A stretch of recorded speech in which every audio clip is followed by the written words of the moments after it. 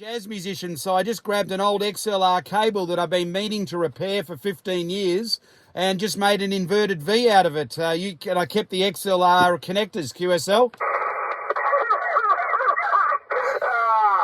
You're quite the creative guy with the makeshift antennas. That's pretty funny, son.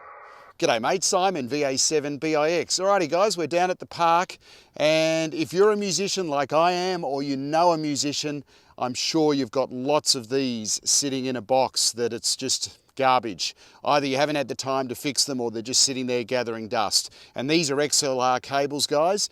So we're going to make this into an antenna. We're going to make this into an inverted V today. We're going to get it on the air, see if we can make some contacts and have some fun. Here we go. Woohoo!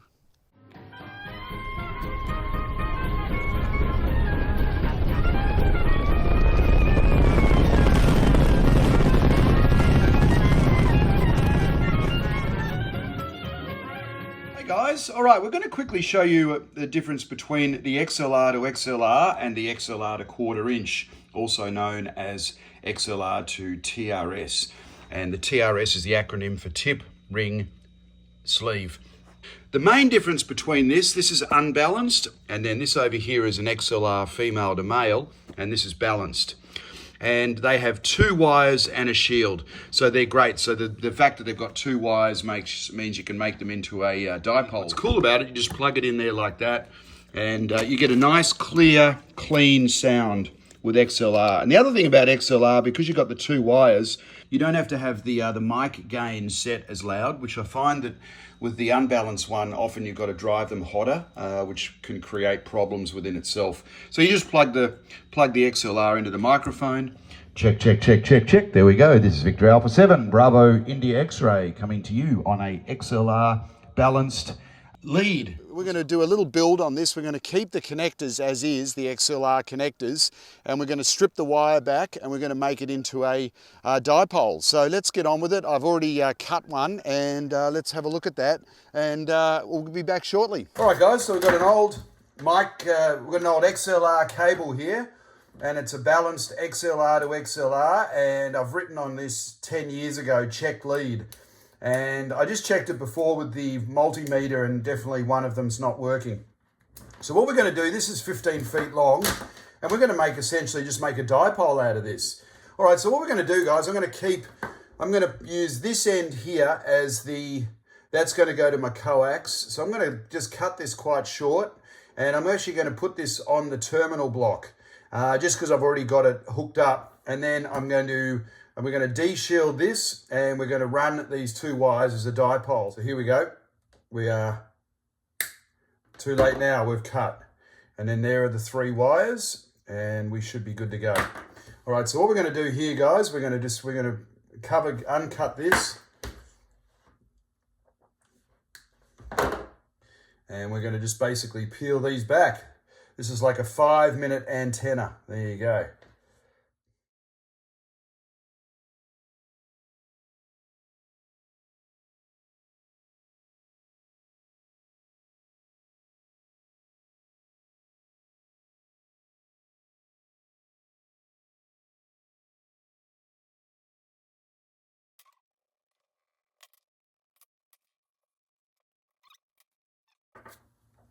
So that's what we've got here, guys. So what I'm going to do actually, while I'm here, I'm going to add about 6 inches, because I think it might be just a little short. So I'm going to cut this off.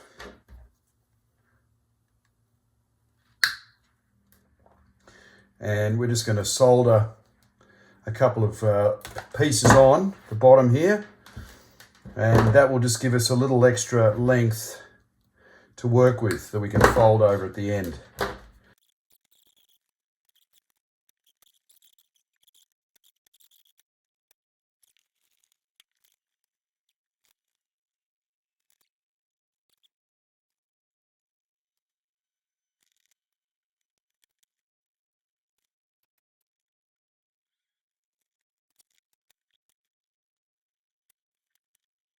Just got to get this right. This goes back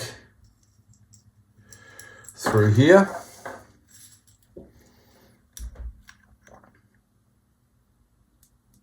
Yep, that looks all sound. There we go. That goes there. Then this little screw will go here. We just tighten this screw up here. Just going to put a bit of electrical tape around here so I know it doesn't get pulled. We'll slide over here, this grommet. Then we put this little piece on here. This stops it pulling away. These XLR connectors are awesome. And I'm going to do a quick test in my house here just to see where the SWR is, just to see if it is actually resonant. Plug that into here. Touch that onto here, and it's either going to be one of these two. So that's cool, and we can just do it that way. So click that onto there, touch that. So there it is there, it's the orange. Okay, so black is the orange. All right, so we're going to put a little bit of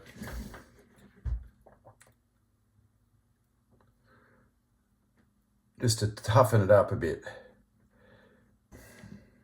Solder that. Okay, good enough. While we're waiting for that, we will do the same with the other one.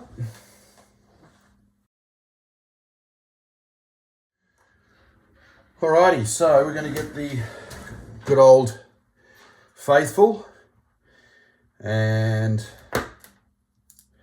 that's going to be the driven element. There we go. Probably what I'll do is I'll tape this whole thing. All right, there we go. It's pretty good. So here we go, guys. Here's that old XLR cable before, and this is what it looks like afterwards. So I've stripped all the wires back, and I've just added a little bit of length because this was only about 15 feet, and I added just a couple of stronger wires just to beef it up, done a bit of soldering, and repurposed the connector there. And with the other one, I could technically go straight into coax from here from the XLR male, but what I've actually done is I've used a terminal block just so I can interchange it, because I like these terminal blocks into that. And then basically this clips into there. We throw this up on the in the air. I'm going to hang it as a inverted dipole and see if we can make some contacts. XLR cables. So all musicians have a ton of them. And guys, if you don't know a musician or you know of one, go to your local music store that has rental gear, and I'm sure that you could probably, for cents in the dollar or even for nothing, they'll give you a box of old XLR cables. Some of them are not necessarily faulty per se, but compared to good quality ones, you can just tell these are just rubbish.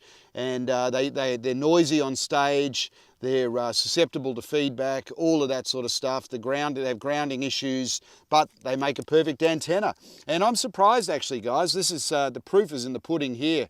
No wonder they get faulty. I mean, that's about a 28 gauge wire. I had no idea, considering the shield is so thick. The wire is actually quite thin. But anyway, enough of my chatter. Let's get this up on the air and see if we can make some contacts. All right, here we go. 0 India 7, Whiskey India Bravo. Roger, roger. I got a 5-9 and from Silver Springs, Colorado. 0 Alpha 6, November Papa Delta. November 2, Charlie, Sierra Golf. QRZ. November 6, Sierra. Good day, mate. I have you 5-5 into the Central California coast. Thank you very much for the contact. Roger, mate. It's my pleasure. I'm actually coming to you on a really weird antenna. It's made out of XLR cables, old faulty microphone cables. QSL. Of course it is. I would expect nothing less, Simon. You're sounding great down here, though. QRZ. Silhouette 0, Sierra X-ray. Okay. Roger, you're 5-4. I'm only running about 20 west right now. I just haven't turned the rig on. 5-4 here in western Colorado. QRZ. November 7, India Delta Golf. Yeah, I got you about the same here, Simon. Charlie, Hotel, Charlie. India 5 and 9 in Spring, is Seattle, Washington. Alpha Lima 7, Kilo Charlie. Really? Yeah, I was going to say, this is a pretty amazing opportunity right now at this time of the day for having such a strong signal coming in. You're also 59, over. That's something I was going to tell you, too. I was showing pictures of my recent activation, and I was using tape measure radials, and somebody ended up coming on there and saying, hey, that looks like ham jazz. Alpha Echo 0, Victor Charlie. Roger that. I got you 5-5 in western Colorado, Charlie Oscar. 60 Alpha 7, this is KE6 LGI up here in California. Yeah, we're up here in California, Wrightwood, California, up in the mountains there, and you're really coming booming in there from 5 to 9. Wow, that's pretty wild. Was it? November 7th, Charlie Whiskey. QSL, I've got you at a 5859, wonderful signal. PB3 TTB, park to park. QSL 4258 and 5539. My park is Uniform Sierra 0044 up in Alaska, Alpha Kilo. Woo! Oh, Roger, mate. Kilo, November 6th, Mike Sierra. I got it. Yeah, you're coming through loud and clear into Southern California. Victor Echo 4, Alpha, November Echo. So. QSL 7, BA7, BIX. I've got you 55 as well. 25's into Southern Manitoba, over. You're definitely breaking through, sounding good as usual, even with the mic cable left. Great to hear you, Simon. All right, mates, there you go. It's absolutely pouring out here. So this little XLR cable is awesome. And when you cut them up, make sure you keep the connectors, guys. Keep one connected to the wire. And you will, if you have a 15-footer and you want 20 meters, you're going to need to add probably 18 inches to 2 feet in length. But use these as the feed point. They're fantastic. So there's find a musician or go to a music store, go to the rental department. I guarantee they'll have lots of old cables they'd probably just give you. So I'm just going to quickly pull the antenna down and I'll show you what we've got here. So there we go, guys. I've got it as an inverted V going all the way up to there and down. And see up the top there, that's actually the XLR cables. They're the connectors that are connecting the whole thing. All right, so I'll just quickly show you the feed point, guys. So I've just got that going over here just to take the weight off. And I've actually gone into a terminal block, but there you go. So there you go. So that's already connected to the wires. I've added about a foot of length to the existing wires. And all you got to do is just undo that screw there, which will pop out the 3 pins. And you want to keep this nice little sheath there, and it goes back in there like so. And then with this, I cut this quite short to go into the terminal block so it was interchangeable. And the cool thing is, there we are, I just line up the arrow with this. Snap, there you go. All right, guys, I'm about to do damage to some gear here. It's absolutely pouring. I'm wiping the screen. So, guys, I'm going to pack up here. You're awesome. Thanks for watching. Hit like and subscribe. Do all that sort of fun stuff. We'll see you on the bands, and you're awesome.